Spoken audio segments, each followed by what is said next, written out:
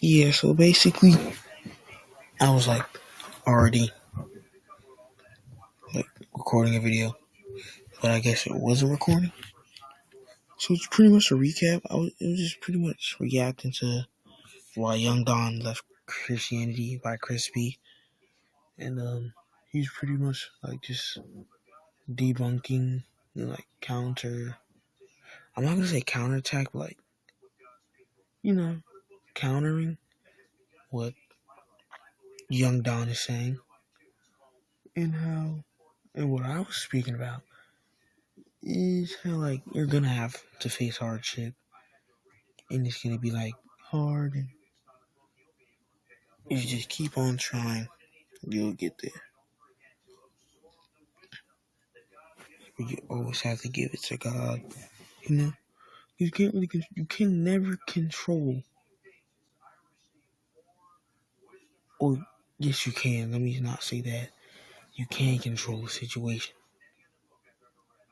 This is how you control if you want to. Just how you can control if you want to have a relationship with God or not. Yeah. So we just gotta give it to Him and praise Him and let Him just go with the flow. Go with the flow of the Lord. From the faith and be like, why God, why are you letting these people suffer and die and things like that? When in reality, when they die, they are no longer suffering, they're resting in peace. But there are also times where God heals gradually, where like it may take a couple of years, it may take like 15 years. He may heal you in a process of you continuing to stay faith. You may not just get prayed over one time and then, oh, the sickness is away. But sometimes that may happen. It's all according to God's will. And we know that that specific verse was talking about spiritual salvation, because there's even times in the Bible where there's people who were powerful who couldn't just heal everybody. It just like heal everybody in an instance. There's people like Paul who couldn't heal, Jesus who couldn't heal. For example, 2 Timothy chapter 4, verse 20, it says, Erastus stayed in Corinth and I left Trophimus sick and Miletus. So if Paul could just heal everybody, then he wouldn't have left Trophimus sick. And if Jesus could just heal everybody, then he wouldn't have left his hometown. Even though those people didn't have faith, he still would have healed them anyway. So that's why you have to look at the different prophets, the different verses, and really see what this verse actually means. This religion is just used. Bro, Crispy is cooking, bro. Like, dude, he's spitting. Like, really. Like, he's really, like, informing us, bro. Thank you, Crispy, bro. Used as a tool to oppress and control people and to villainize other people. And that's exactly what I used it to do. It empowers you and makes you feel righteous and like you know shit and that you're better than people and you're better than these sinners and you. It's funny. Nah, because, like, if you think you're better than somebody, then that's a sin. That's like pride, I think. Maybe it's pride, but at the same time, you're not better than anybody. Because if you were,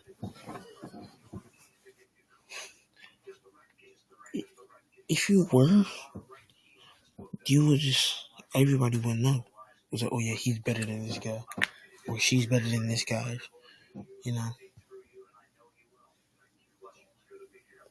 just gotta understand, you are not better than anybody. You're not better than me, and I'm not better than you. It's called just being humble. No matter how good it'll get, it can all be taken away from you. That's why you have to be humble and be modest and not like live a flashy, like millionaire car life. Did I say millionaire car? Okay. Like, you know what I mean. It's funny. He said he used to do this. And that's how you know that you weren't really truly following the Bible. The Bible doesn't tell us to do those things. Matter of fact, it tells us to do the opposite. Let me pull up a verse right. It says in Philippians chapter 2, verse 3-4, do nothing out of selfish ambition.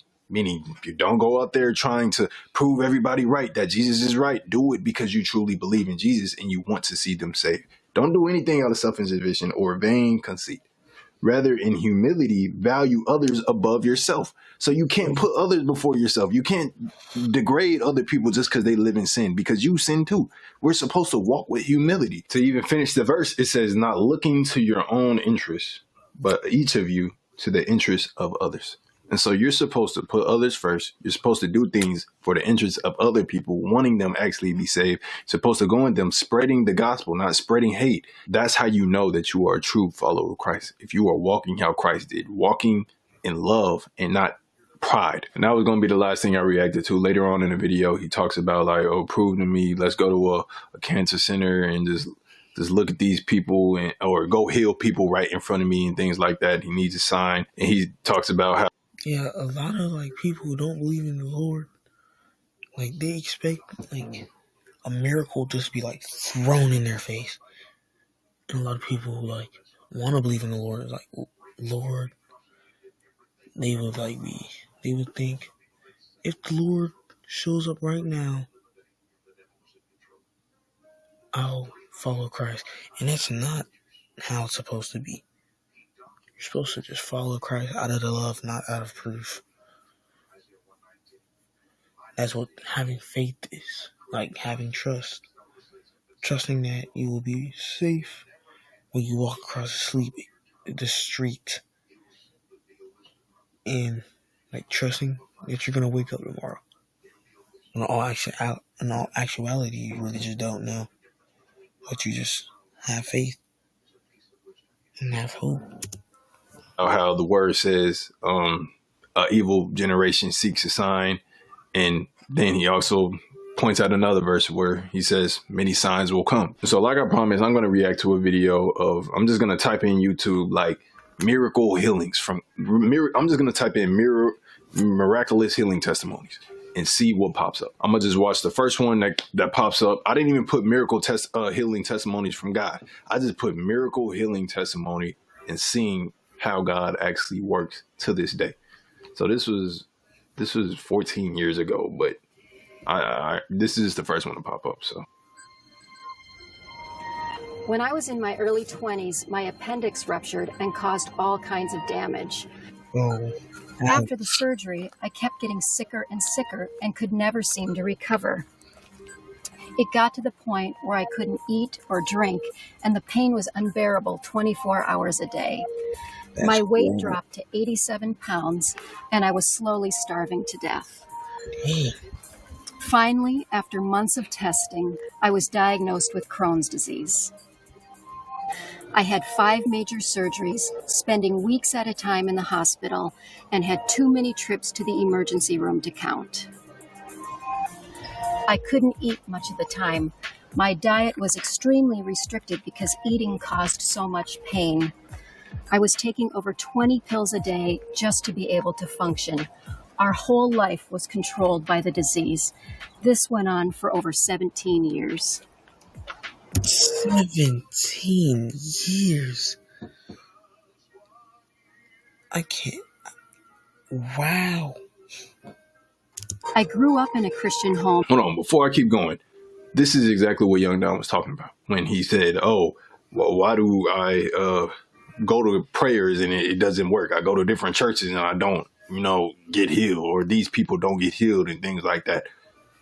This is exactly what he's talking about. And obviously she still has a testimony, but the difference between Young Don and her, she remained faithful after 17 years. Like, that's a lot of time. You wonder why God didn't just heal her right away, but he works in mysterious ways. And so I just wanted to add that right quick, man. And believed in healing and had been prayed for probably hundreds of times. But there came a time when I just couldn't stand the thought of being prayed for one more time. Eventually, I started to believe that Crohn's disease was my cross to bear, something that I was just going to have to live with. I had lost hope that things could change. Then in 1996, Bill Johnson came to my city for a healing conference. We had never heard of Bethel Church or Redding, California, but 5 minutes into Bill speaking, my husband leaned over to me and said, "We are going to buy everything he has on that table." And we did. My perspective completely changed about the goodness of God and about healing. I started to believe that healing was for me. About 5 months later, I was in my house cleaning while I was listening to a message by Pastor Bill. In the middle of the message, he had a word of knowledge for someone with severe intestinal pain and that the Lord was healing them. See, coincidence? I think not. What are the odds of that? There is no odds. It was meant to be. That was supposed to happen for a reason. I said to myself, I'll take that. And instantly I felt something lift off of me, and I knew I was healed. Over the next weeks, I went off all my medication, and the symptoms never returned. After 17 years of struggling with Crohn's disease and never being off medication without the symptoms returning, I was completely healed. About 3 months later, I had a CAT scan that showed no sign of Crohn's disease. It's been over 3 years now, and I have not had any symptoms since. I am completely healed. Clap that up. Clap that up, bro. That's the evidence right there. That's evidence. That's evidence right there. Evidence right in your face. Since I have been healed, I have a new life. I have energy. I can eat anything I want, anytime I want. I have a brand new life. I can keep up with my kids. I have a great family, and I am thankful every day for the gift of life that God has given me. I want my story to bring hope to anyone who is suffering, to anyone who has lost hope, and to anyone who feels like they just can't pray again. The Lord wants to restore your hope. My name is Beth Childs, and this is my story. Beautiful story. This is the first thing that popped up. And you could say that it's fake. Some people will say it's fake, but in reality, there's so many different testimonies like this. People just going on camera sharing their testimony on how they got healed. And I'm sure that she probably has like medical documents of how she actually went through a lot of these things. And so to say that there isn't any miracles happening today is absolutely crazy. And that's why the word says you won't get a sign. Your evil generation won't get a sign. But in reality, there's signs all across. Like you can look up at so many testimonies, watch all of them and see if they look genuine or not. So yeah, that's all I'm gonna be touching on today. Let me know down in the comments if you want. Exactly. Like, dude, just give Christ a try. He works miracles. I'm going to end it off right there, dude. Thank you, Crispy, for this video. Have a nice day, guys. God bless.